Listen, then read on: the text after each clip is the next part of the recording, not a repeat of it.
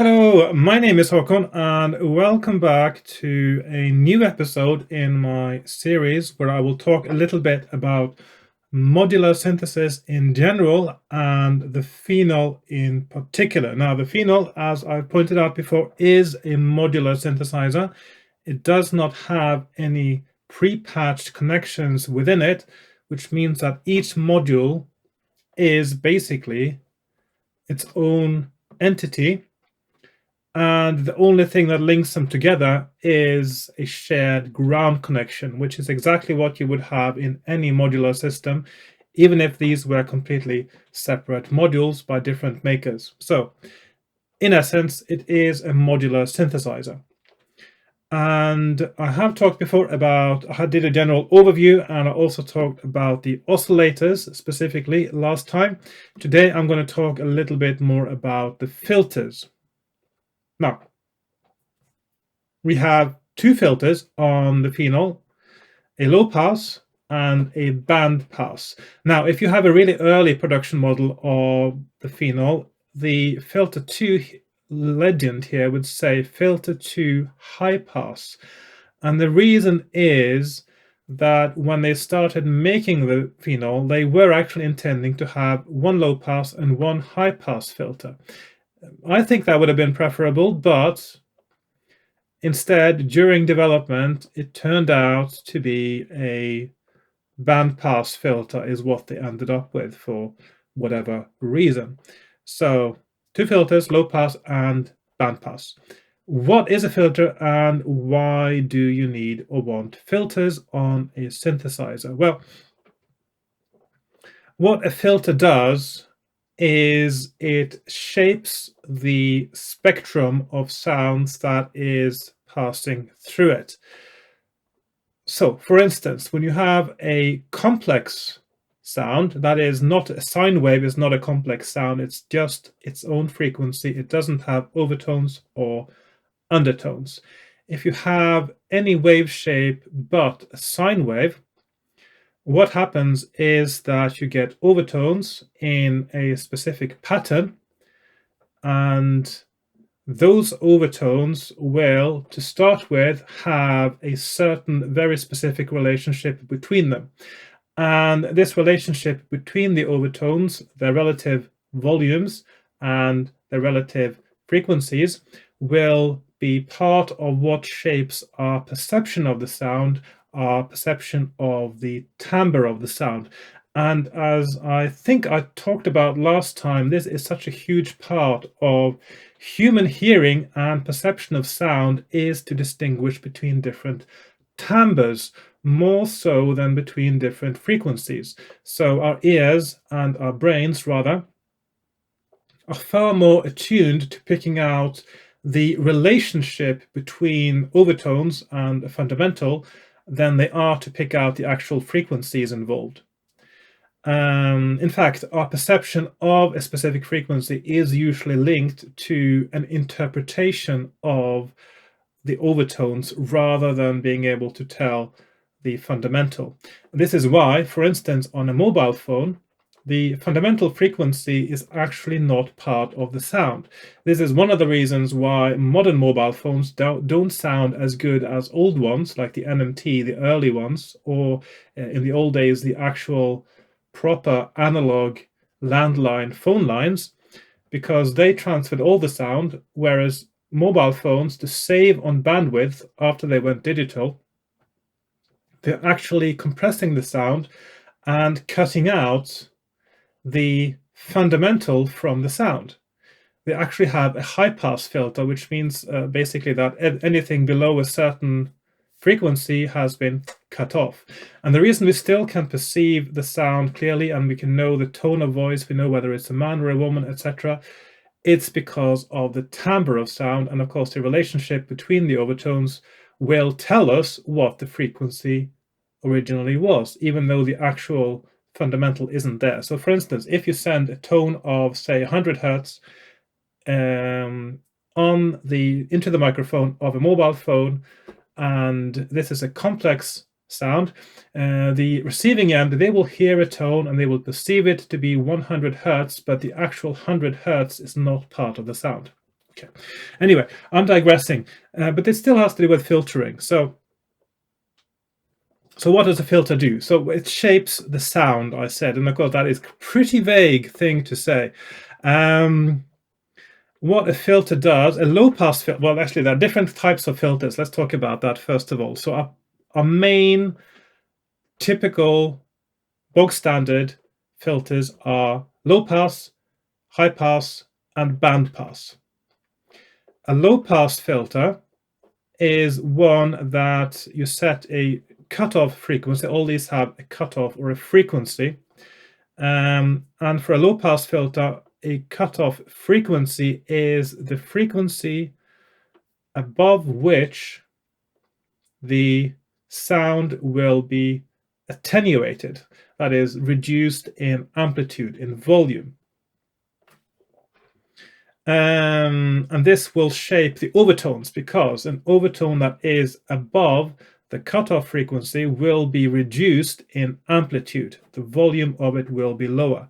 And usually when you talk about filters, you class them as how strong they are.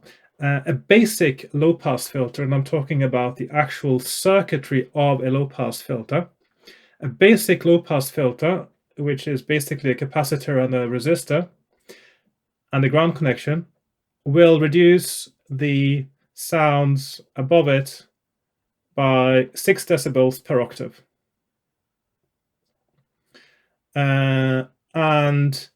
But what is very common to do to create a more, that's not a very strong reduction.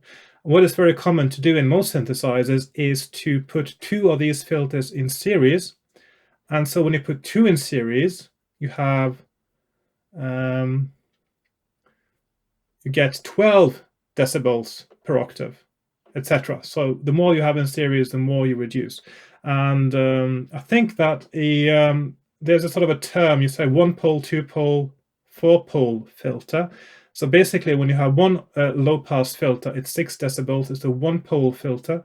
If you have 2, it's 12 decibels. It's a 2-pole filter. If you add one more, you're doubling the decibel reduction now. So if you have a 3-pole filter, it's 24 decibels per octave. I think that is correct. I haven't double-checked that information, but that's the impression I get of what that means. So that's a low-pass filter, that it cuts off a frequency above, it starts to reduce the frequencies above a certain point. I'm going to show you visually in a few moments what that looks like. Now, the band pass, on the other hand, or maybe I should talk about high pass first, because the high pass does exactly the opposite of a low pass. It cuts the frequencies below a certain threshold, which is the cutoff frequency. And a band pass filter, it actually cuts both above and below a certain frequency. So in a way, it's like a high pass and a low pass filter all rolled into one. In addition to that, you have, most filters have something called resonance. And what resonance does, it's actually an amplifier circuit. And what it does is it amplifies the frequency that is at the cutoff point. And this is part of what gives filters their character, is the resonance of the filter. If you don't have a resonance, and if you have a very neutral resonance, neutral amplification in a filter, it doesn't have much character. It's a very neutral, non-coloring filter. And if you have a very interesting character in the resonance, that means interesting things, interesting complex harmonics might even be added to the sound as it's passing where it passes the cutoff frequency, then you get a lot more character to the filter. So when people talk about synthesizers, especially subtractive ones, one of the main things they talk about, and when they compare one synthesizer to another, is the character of the filters. And a big part of that is actually not just the character of the filter itself, the actual cutoff thing, but it is the resonance that is the be-all and end-all of a filter's character. That said, the resonance on the Phenol is very neutral. It doesn't actually color the sound much. It's maybe you might think it's a little bit boring as far as filters go. It's one of the things about the Phenol I'm not the biggest fan of. But the thing about the Phenol is that there's so much other things in the way you can shape the sounds that add character that you don't actually need the filter to add it to. But I think that is one thing that is missing from the Phenol that would have been nice to have, was to have more character in the filter. Now, another thing that is possible with filters, because of the way the resonance works, is that they can, it's what's known as self-oscillation. So when you increase the value of the resonance here, you get to a point where basically the resonance itself becomes a sine wave oscillator that creates sound at the frequency of the cutoff. That's what's known as a self-resonating filter. And on many synths, the changing the cutoff frequency with the keyboard actually allows you to play the sound of the filter in tune with the keyboard, which means you have a key tracking self-oscillating filter. Unfortunately, again, you don't get that on the Phenol. It doesn't self-oscillate. You can make it oscillate, but you have to amplify it by cross-modulating the two filters together, which is possible, but it's very hard to control accurately, and very easily you get, basically you are not really playing the resonance. Self-oscillating, you're actually playing the feedback if you want to do that. I did another video where I demonstrate how that works. I'm going to put a link to that up here if you want to have a look and see. So let's talk about the controls we have here. So we have an input, we have a so-called FM input, and we have an output. Now, the usage of the term FM input is a little bit sort of misleading, because I don't think that term FM should really be used unless you're talking about frequency modulating of oscillators.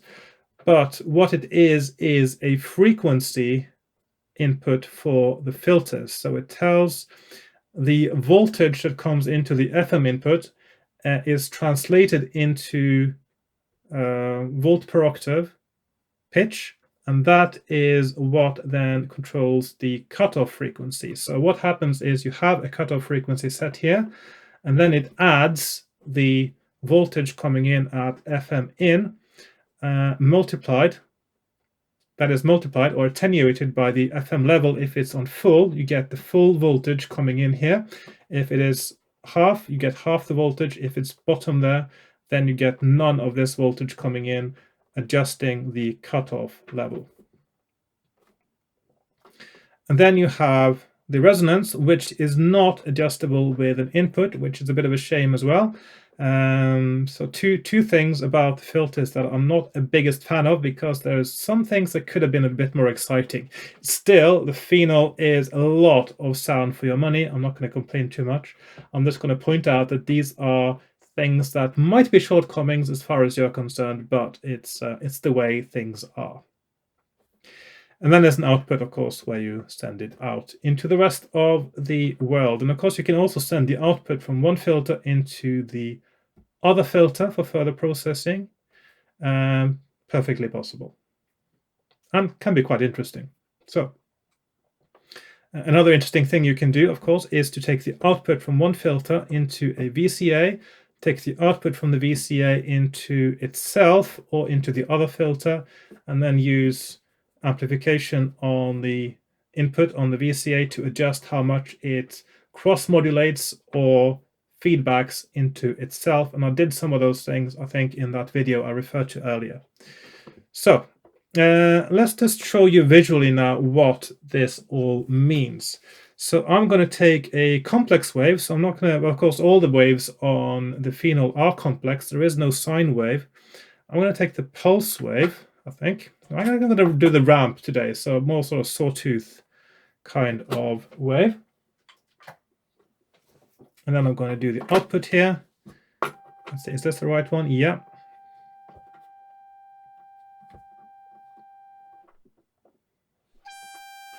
So now I'm just turning it all the way up so that, and of course when the low pass filter has the frequency set to max, that means that all the sounds are passed through, and as you move it down, you cut off the sound of everything that is above. So the fully open filter is when the cutoff frequency is at max, not at minimum in this case. So see what happens now when I reduce. If you look at the spectrum, you can see that things are starting to happen now. You see there's a little bit of a peak that's moving a little bit as well, and that's the resonance. If I move the resonance down now, you can see that peak disappears. If I move the resonance up, you can see the peak goes higher. So that tells us exactly now where the cutoff point is. So right now the cutoff point is at about 6,500 K, and everything above that is attenuated quite linearly, it looks like. So that's I'm not sure how many decibels per octave that is.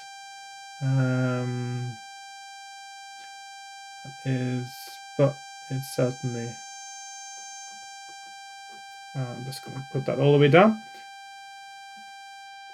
I'm just going to keep moving down, and we can see now it moves down. And because at some point now you will actually go past potentially the input frequency.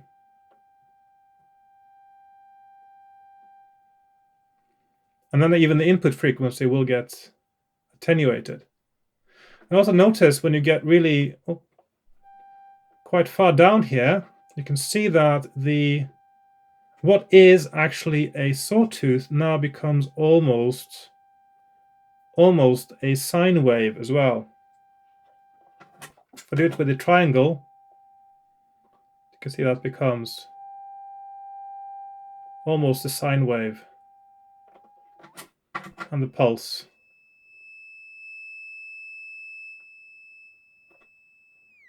It's going to reduce the frequency a bit now, actually.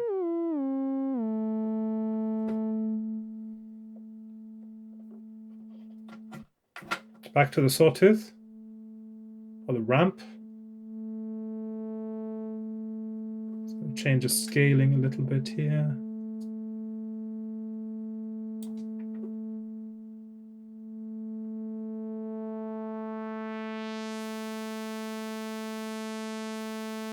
That's a full shape there, and then we move down to, there we are, add resonance. So right now the resonance is mostly actually amplifying the bass fundamental there. So I'll just reduce the gain again now. If you look at the wave as well, it becomes more complex now because of the resonance. This is without resonance, this is with resonance, and you can see it's adding complexity to the wave.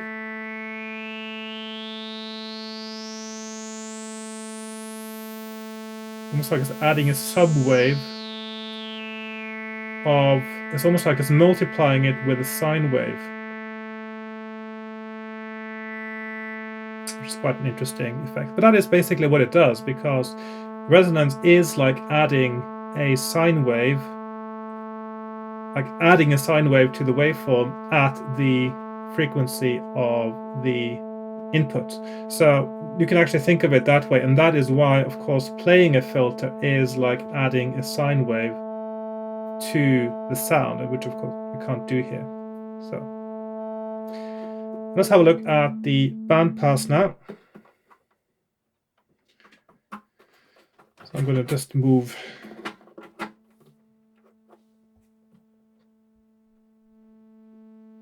and of course the bandpass will only sort of pass through the frequency it is set to. So now the resonance is off. So if I do now, like so roughly, that is basically now at the fundamental frequency. And then we move upwards. The lower frequencies will get attenuated, the higher ones are attenuated, but it's moving across, and you get that sort of pinched sound, almost like a pulse wave. add resonance, which is multiplying it with a sine wave. Get this effect. See what it looks like with a pulse wave. It looks like this.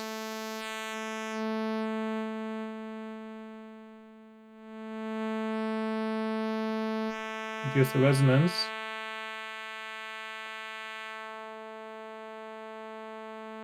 Increase the resonance. And you can see some of these shapes. The pulse wave can be made to look a bit more like a sawtooth. The sawtooth can look a bit more like a pulse wave. So it's changing the timbres and actually making some of these waves move into shapes more reminiscent of other waves.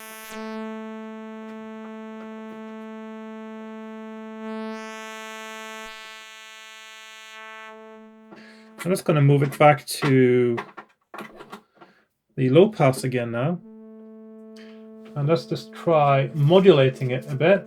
Let's see if we just... So using the FM input, and I'll just use the sine wave LFO now. So now I'm just increasing the FM level.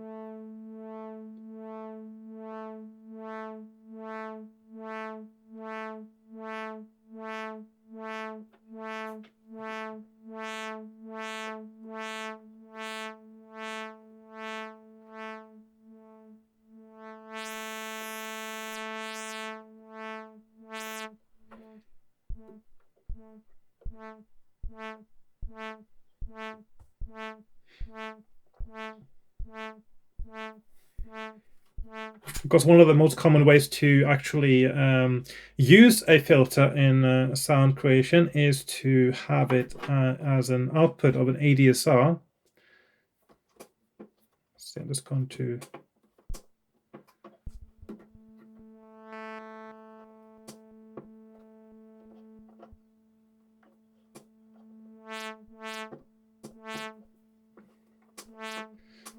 I'm not going to talk too much about the envelopes now on this this occasion, but I'm going to talk more about those in a separate episode, and that's going to be a very long episode because there is so much to say about these.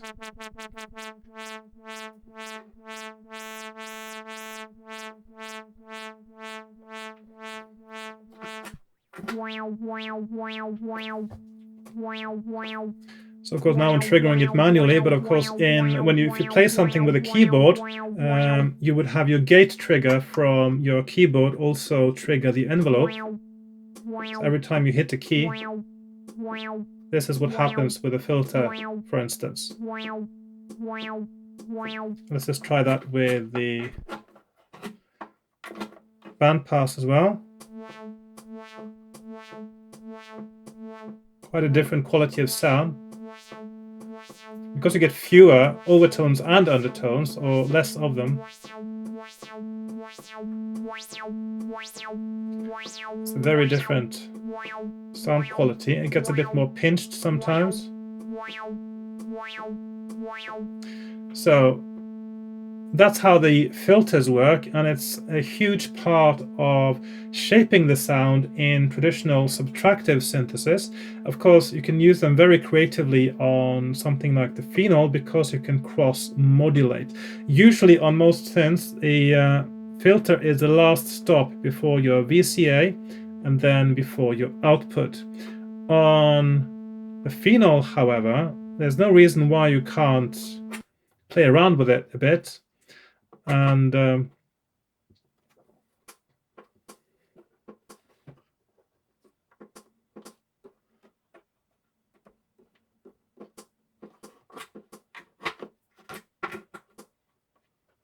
let's see.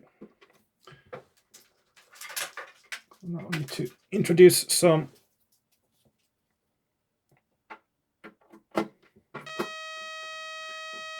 Okay, so now I'll also put it back into the filter back into adjusting the oscillator itself.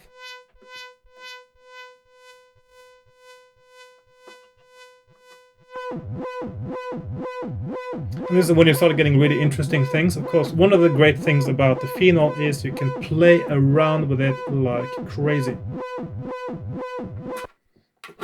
Let's just try that with the low pass as well. So now I'm just changing the pulse width.